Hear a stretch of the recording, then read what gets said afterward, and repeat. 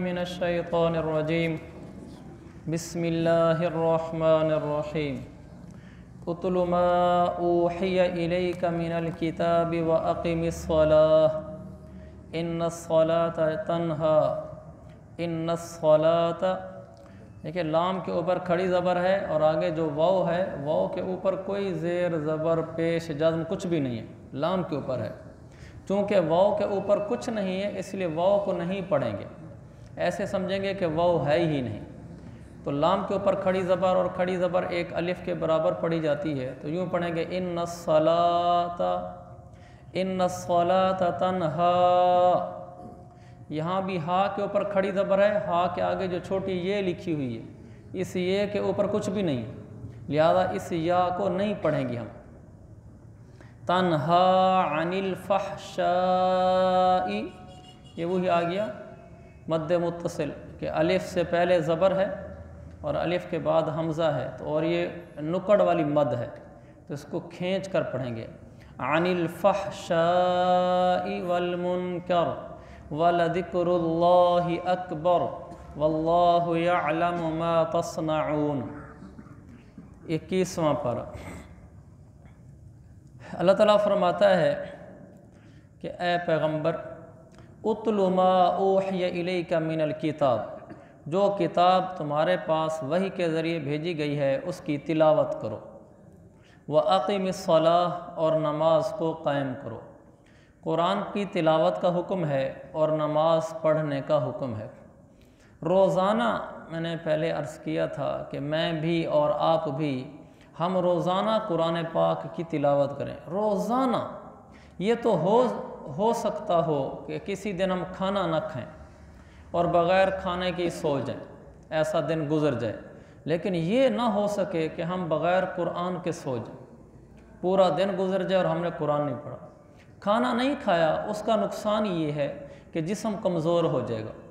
जिस्म कमज़ोर भी हो गया तो कौन सा नुकसान हो गया, लेकिन अगर हमने आज तिलावत नहीं की तो हमारी रूह कमज़ोर हो जाएगी। रूह कमज़ोर होगी तो इसके फिर आगे बीमारियां शुरू हो जाएंगी। जैसे जिस्म कमज़ोर होता है तो दूसरी बीमारियों का अटैक जल्दी होता है कि बीमार आदमी, कमज़ोर आदमी बड़ा बेचारा जल्दी बीमार हो जाता है, उसको ज़ुकाम भी जल्दी लगता है, उसको दूसरी बीमारियां भी जल्दी लगती हैं, चूँकि जिस्म में ताकत होती नहीं तो वो हर बीमारी उस पर हमला कर लेती है। बिल्कुल ऐसे ही जब इंसान की रूह कमज़ोर हो जाती है फिर उस पर गुनाह की बीमारियां जल्दी अटैक करती हैं। तो हम ये ना समझें कि रोज़ाना कुरान अगर ना भी पढ़ेंगे तो कौन सी मेरी नमाज छूट गई है, आज कुरान ही छूटा है ना पढ़ो तो कौन सा गुनाह हो गया। मामला ये नहीं है, मामला ये है कि कुरान पढ़ने का फ़ायदा क्या है, छोड़ने का नुकसान क्या है। पढ़ने का फ़ायदा ये है कि रूह मजबूत होती है और छोड़ने का नुकसान ये कि रूह कमज़ोर होती है। जब रूह मजबूत होती है तो गुनाहों का अटैक नहीं हो सकता। जब कोई गुनाह का मौका आता है और अंदर ईमानी रूह मजबूत होती है तो वह गुनाह को मिनट में झटक देती है, और जब ईमानी रूह कमज़ोर हो जाती है फिर बेचारा वो छोटे छोटे गुनाहों से भी नहीं बच सकता, आम से गुनाह भी बेचारा नहीं छोड़ सकता। तो हम अपनी रूह को मजबूत करने के लिए भी कुरान पढ़ेंगे। तो ये पक्की नीयत करें, रोज़ाना कुरान पढ़ें। आजकल कुरान पढ़ना बिल्कुल आसान है, मोबाइलों में है। और मैंने अर्ज़ किया था कि अगर कोई मजबूरी हो, मजबूरी का मतलब ये भी हो सकता है कि कौन वज़ू करने जाए और थकावट है, आदमी सुस्ती कर रहा है और कहता है कि चलो वज़ू नहीं करता इसलिए मैं कुरान ही नहीं पढ़ता, चलो जब वज़ू करूँगा फिर पढ़ लूँगा। उससे लाख दर्जे बेहतर है वो बग़ैर वज़ू ही मोबाइल पर पढ़ ले। इस कुरान को जो आप लोगों के सामने है, इस कुरान को बग़ैर वज़ू के नहीं छू सकते, लेकिन जो कुरान मोबाइल में है उसको बग़ैर वज़ू के पढ़ सकते हैं और छू सकते हैं। इन दोनों के मसले में फ़र्क है।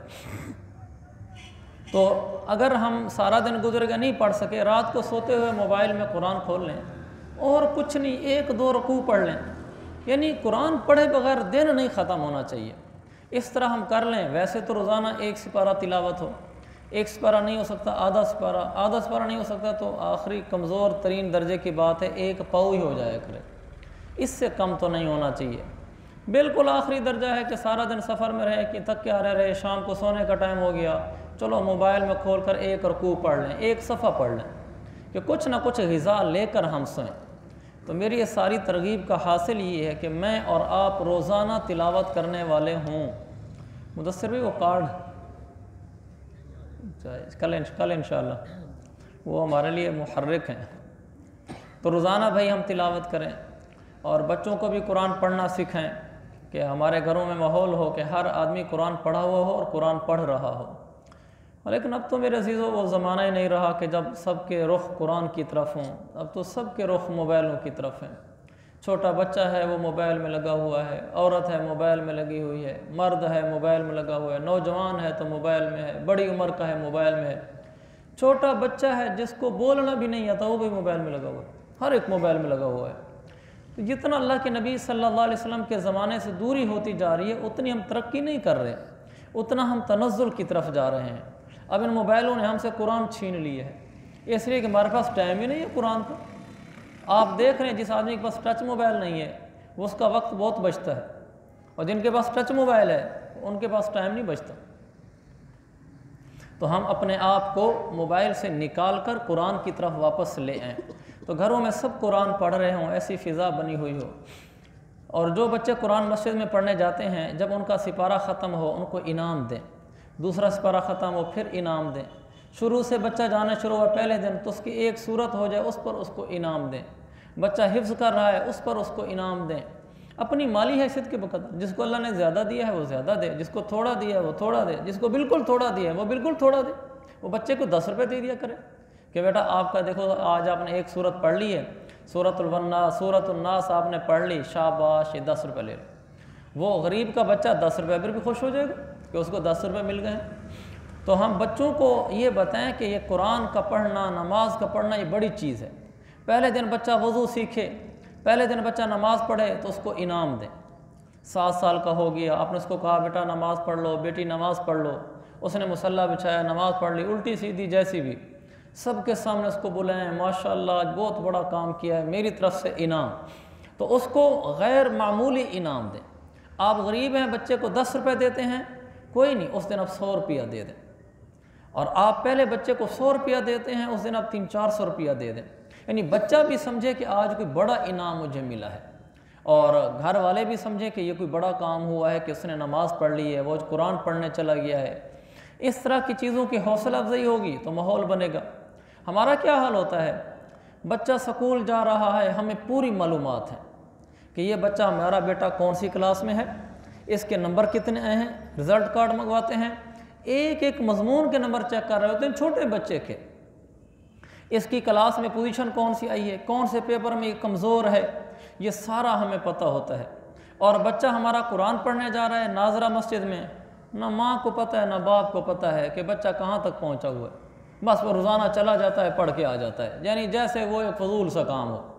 ना वालिदैन में से किसी एक को पता होता है, ना उसके मामू चाचू को पता होता है, बस रोज़ाना पढ़ के आ जाता है। और बच्चा चाहे आगे बढ़ रहा है, नहीं बढ़ रहा, सही पढ़ रहा है, गलत पढ़ रहा है, कोई बात नहीं, बस कुरान पढ़ रहा है, मैंने अपने सर से जिम्मेदारी टाली हुई है, मस्जिद में भेजा हुआ तो है। स्कूल में हम ऐसा नहीं करते। जो बच्चा कुरान पढ़ने जा रहा है उसकी भी हम निगरानी करें कि कितने सिपारे हो गए, कितनी सूरतें होंगी, कहाँ तक पहुँचा है, उस पर इनाम दिया जा रहा हो। सुस्ती कर रहा है थोड़ी तंबीह हो जाया करे कि बेटा क्यों इस तरह सुस्ती हो रही है।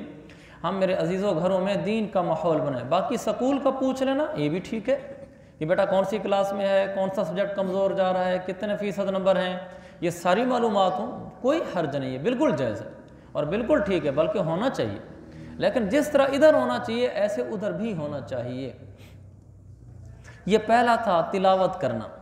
और दूसरा व अक़िमिस्सलाह, और नमाज को कायम करो। नमाज पढ़ने का नहीं कहा, नमाज को कायम करने का कहा।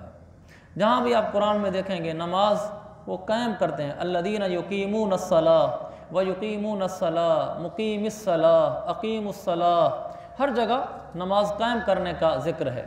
नमाज पढ़ने वालों पर कुरान ने कहा है बर्बाद हो गए, नमाज कायम करने वालों पर जन्नत की बिशारतें हैं। और नमाज पढ़ने वाले का फ़वैलुन लिल मुसल्लीन, फ़वैलुन लिल मुसल्लीन जिसको हम पढ़ते हैं कि बर्बादी है नमाज पढ़ने वालों के लिए।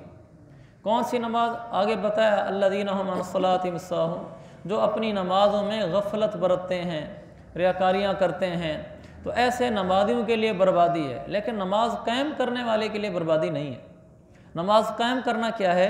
नमाज कायम करने में दो बातें दाखिल हैं। नंबर एक, नमाज को जमात से पढ़ना, ये नमाज कायम करना है। नंबर दो, नमाज को सुन्नत तरीके के मुताबिक पढ़ना। नंबर एक, नमाज को जमात से पढ़ना। दूसरा, नमाज को मसनून तरीके के, जैसे शरीयत में नमाज पढ़ने का तरीका है उसी तरीके से नमाज पढ़ना, जिसमें ध्यान जमाना भी शामिल है और रुकू सजदे का आराम आराम से उसके तरीके के मुताबिक करना शामिल है, जिसका मुज़ाकरा हम अपने दरसों में कर चुके हैं कि नमाज इस तरह पढ़ी जाती है। तो अल्लाह ने फरमाया नमाज कायम करो। तो जो आदमी नमाज कायम करेगा, जमात के साथ नमाज पढ़ेगा, ध्यान के साथ पढ़ेगा, सुन्नत तरीके पर पढ़ेगा, आराम से पढ़ेगा, तो उस नमाज का फ़ायदा क्या होगा? का इन्ना सलात तन्हा अनिल फहशाइ वल मुनकर, बेशक ऐसी नमाज इंसान को बेहयाई से और बुरे कामों से रोक देती है। हम नमाज़ें पढ़ते हैं और हम गुनाहों से नहीं रुकते, नमाज में नक्स है। नमाज सही हो जाए, फिर आप देखें आपका दिल आपको मजबूर करेगा कि गुनाह करना अच्छा नहीं लगता। वो कैसे होगा? कि हम हर नमाज जमात से पढ़ें, हर नमाज को ध्यान से पढ़ें, हर नमाज को आराम आराम से पढ़ें, ठहर ठहर कर पढ़ें और उसकी सुन्नतों के मुताबिक पढ़ें जैसे सुन्नत तरीका है, और अपने लिहाज से कोशिश करें ख्याल नमाज में ना आएगा, हम उसको हटाने की कोशिश करें। तरीका ये कि जो लफ्ज़ ज़बान से निकल रहा है, दिमाग की तवज्जो भी उसी लफ्ज़ के साथ साथ चल रही हो कि मैं ज़ुबान से भी क्या निकाल रहा हूँ, ये नमाज में ध्यान जमाने का तरीका है। जब हम ऐसी नमाज़ें शुरू कर देंगे, फिर आप देखें कि नमाज क्या रंग दिखलाती है, फिर नमाज आगे क्या अपने असरात मुरतब करती है इंसानों के ऊपर, फिर नमाज इंसानों की ज़िंदगी बदल देती है, फिर इंसान नमाज की लज्जतों में ऐसा गुम हो जाता है। वही जो मैंने तो पहले बताया था, फ़ज़ल मुराद गंज आबादी रहमतुल्लाह अलैह बड़े बुज़ुर्ग गुज़रे हैं, तो वह एक दफ़ा बैठे थे तो उनके शागिर्दों में से किसी ने कहा कि हज़रत आखिरत में जब जन्नत में जाएंगे वहाँ नमाज और कुरान भी होगा कि नहीं? उन्होंने कहा वहाँ तो नहीं होगा।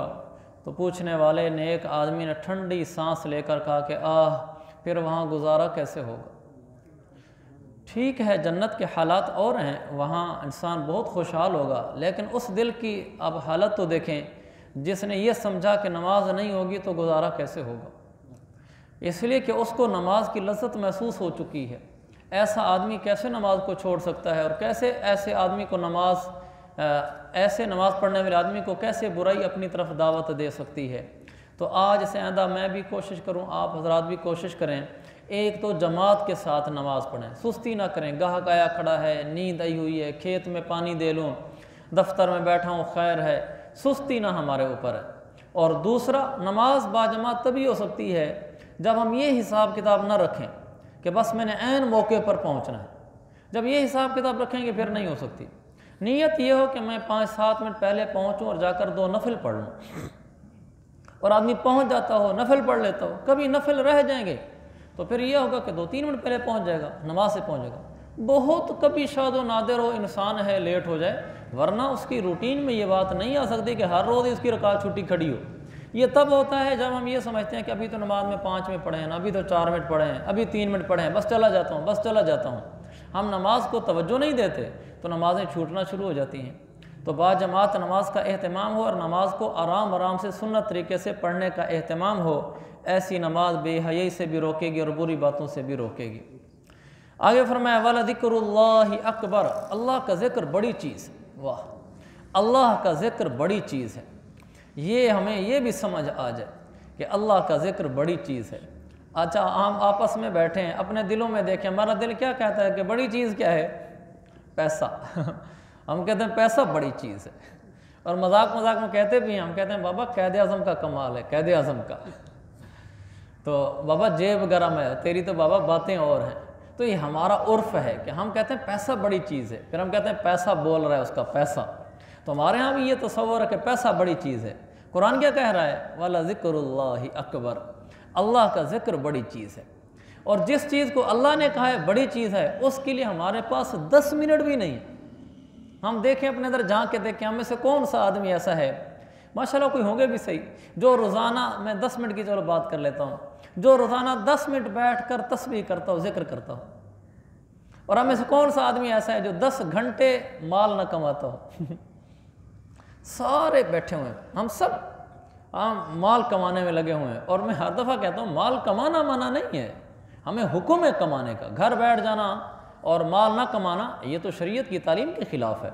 लेकिन मेरा मौजू ये है और होता है कि जिस तरह हम माल को अहमियत देते हैं उतनी ना सही उसकी आधी अहमियत हम शरीयत को भी दे दें। उतनी अहमियत नहीं देते हम। 10 घंटे हम माल को देते हैं, हम आधा घंटा तो अल्लाह को दे दें, इतना तो हम कर लें। तो मेरी ये दावत है कि जैसे हम लोग दुनिया में ऐसे लगे हुए हैं कि उसके अलावा हमारे पास टाइम ही नहीं है, तो कुछ हमारे पास आखिरत के लिए भी टाइम होना चाहिए। हम रोज़ाना कुछ आधा घंटा बैठकर 10 घंटे दुकान पे जाते हैं, 12 घंटे, 14 घंटे, 24 घंटे सर्विस होती है। बाज़ कारोबार 24 घंटे खुले रहते हैं और वो बंदे बदलते रहते हैं, लेकिन 1 मिनट के लिए कारोबार बंद नहीं होता।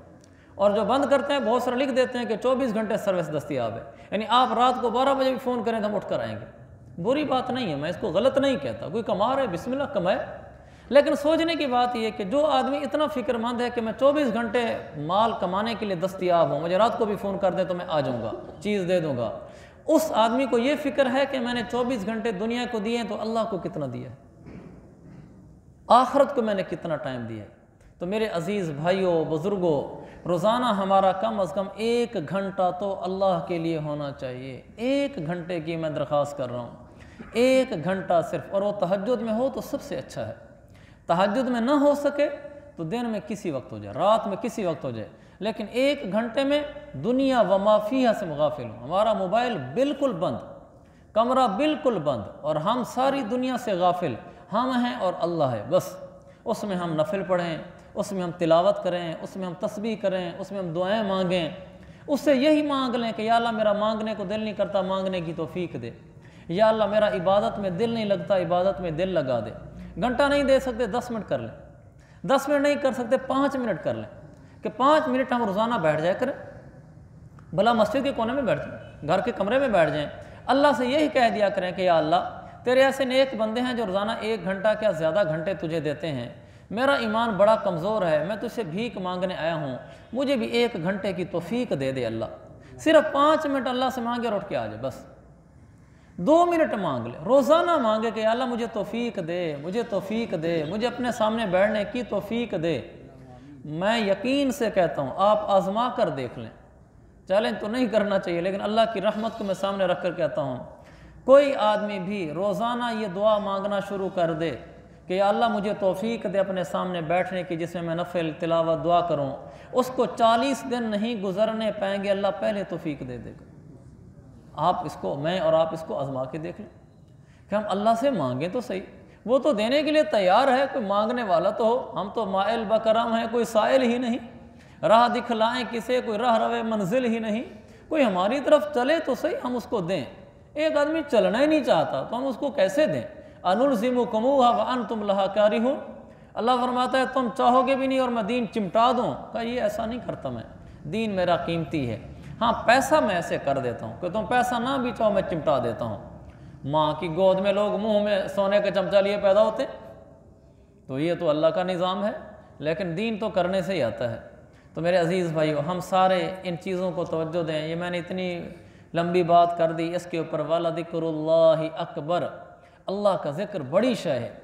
मैं इसको सर से इसलिए नहीं गुज़रता, हालांकि मैं इतना भी करके आगे जा सकता था कि अल्लाह का ज़िक्र बड़ी चीज़, और अगली आयत का तर्जुमा करता, फिर अगली का करता, हमारी ज़िंदगी में कोई तब्दीली ना आती और सफ़े ज़्यादा पढ़ लेते हम, वो सिवाय सवाब के कुछ नहीं होना था।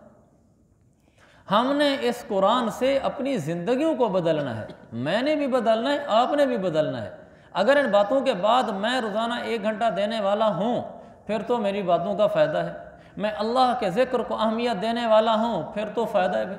अगर मैं भी बातों का बतूनी हूँ तो आपसे ज़्यादा पकड़ मेरी है कि क़यामत वाले दिन लोग जब जहन्नम में जाएंगे, बस अल्लाह ताला हम सब की हिफाजत फरमाए, तो वहाँ एक आदमी होगा जिसके पेट से अंतड़ियाँ निकलेंगी, यदूर हौलुहा कमा यदूरुल हिमार हौल रहा। वो आदमी अपने पेट से निकली हुई अंतड़ियों के इर्द गिर्द ऐसे घूम रहा होगा कि जैसे गधा चक्की के गिर्द घूमता है। लोग उससे पूछेंगे आप तो ख़तीब थे, मौलाना साहब थे, अब तो हमें बताते थे दीन की बातें, आप यहाँ कैसे पहुँचे? तो वो कहेगा कि तुम्हें तो नेकी की बातें कहता था, खुद अमल नहीं करता था। बेअमल ख़तीब था, बेअमल मौलाना साहब था, तो उसकी हलाकत तो ज़्यादा है। आपसे ज़्यादा ख़तरे में तो मैं हूँ जो दूसरों को दीन की बातें बताने वाला हूँ। लिहाजा मेरे लिए भी ज़रूरी है कि मैं एक बाअमल इंसान बनूँ, आपके लिए भी ज़रूरी है कि हम सब बाअमल इंसान बने, ताकि आखिरत में जैसे अल्लाह ने हमें यहाँ इकट्ठे बिठाया हुआ है, जन्नत में भी अल्लाह में ऐसे इकट्ठे ले जाए। वहाँ भी फिर गपशप होगी, मिलेंगे इंशाअल्लाह, एक दूसरे को पहचानेंगे। जन्नत में आदमी एक दूसरे को पहचानेगा, पूछेगा भाई ये फ़लाँ भाई है, ये फ़लाँ भाई है। हत्ता कि यहाँ तक होगा कि यार फ़लाँ हमारे साथ रहता था, वो नज़र नहीं आता। वो कहेंगे वो जन्नत में नहीं आया, वो जहन्नम में है।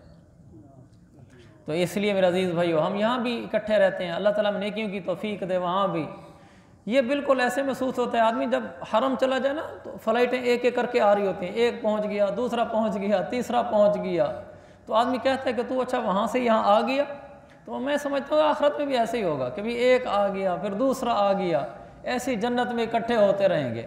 फिर एक वक्त आता है सारी फ़्लाइटें मुकम्मल हो जाती हैं, तो एक वक्त आएगा सारे पहुँचने वाले पहुँच जाएंगे जिन्होंने पहुँचना होगा, और कुछ रह जाएंगे। अल्लाह ताला हम सबको जन्नत में इकट्ठा फरमाए। तो वाला ज़िक्रुल्लाहि अकबर, अल्लाह का ज़िक्र बड़ी शय है। बड़ी शय नहीं, अकबर का मतलब होता है सबसे बड़ी शय। अल्लाह का ज़िक्र सबसे बड़ी शय है।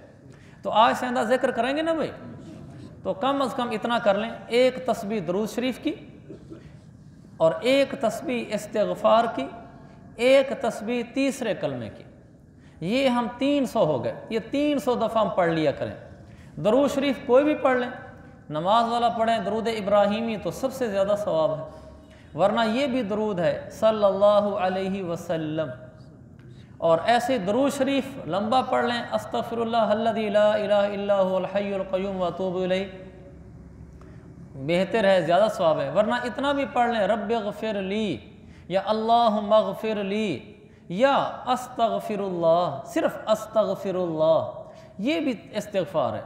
तो 100 दफ़ा सल्लल्लाहु अलैहि वसल्लम, 100 दफ़ा अस्तग़फिरुल्लाह, और 100 दफ़ा तीसरा कलमा, जिसमें यानी 100 तीसरे कलमे में 4 चीज़ें हैं। 100 दफ़ा सुबहानल्लाह, 100 दफ़ा अल्हम्दुलिल्लाह, 100 दफ़ा ला इलाहा इल्लल्लाह, 100 दफ़ा अल्लाहु अकबर। तो भाई हम सारे ज़िक्र करने वाले बने, अल्लाह ताला इंशाअल्लाह अपनी रहमतें उतारेगा। आगे फरमाया वल्लाहु यअलमु मा तस्नऊन, लोगों तुम जो कर रहे हो अल्लाह को सब पता है। कौन ज़िक्र कर रहा है, कौन नहीं कर रहा, कौन नमाज़ें ध्यान वाली पढ़ रहा है, कौन ऐसे पढ़ रहा है, कौन शरीयत पे चल रहा है, कौन नहीं चल रहा। का मुझे सब पता है। दुनिया है गुज़र रही है, लेकिन आखिरत में आओगे तुम्हारे सामने ला दूँगा। तो अल्लाह ताला हमें आगे से आगे बढ़ने की तौफीक अता फरमाए। दीन के मामले में कभी मुतमिन नहीं होना चाहिए कि बस पहले ही मैं बड़ा दीनदार हूँ, नमाज रोज़ा तिलावत कर तो रहा हूँ, और क्या चाहिए। वही बात जो शायर ने कहा था, मंजिल से आगे बढ़कर मंजिल तलाश कर, मिल जाए तुझको दरिया तो समंदर तलाश कर। आगे बढ़ना चाहिए। अल्लाह ताला हम सबको तौफीक अता फरमाए। सुन्नतें चल रही हैं हमारी।